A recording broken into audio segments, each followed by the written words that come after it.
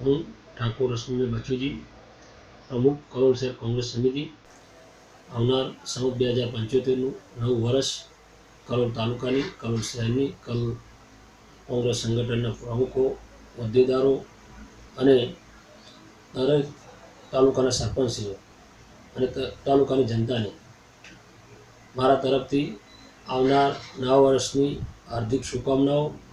દરેકને સાલ મુબારક। આવનાર નવું વર્ષ લોકોને સુખાકારી નીવડે, સમૃદ્ધિવાળું નીવડે, નિરોગી નીવડે એવી મારા તરફથી પ્રભુની પ્રાર્થના।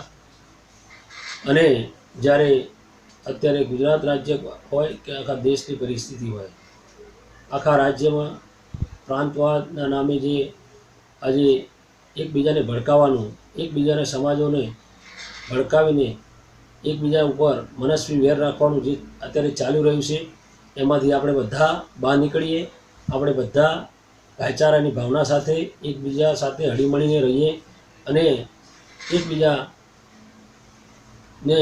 નવા વર્ષમાં હળીમળીને સાથ સહકાર આપીએ।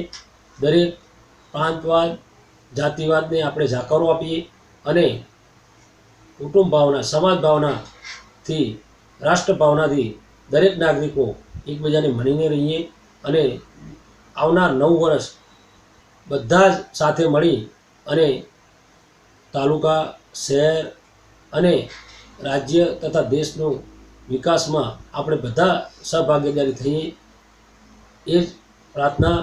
આવનાર નવા વર્ષની હાર્દિક શુભકામનાઓ। દરેકને મારા તરફથી જય શ્રી કૃષ્ણ।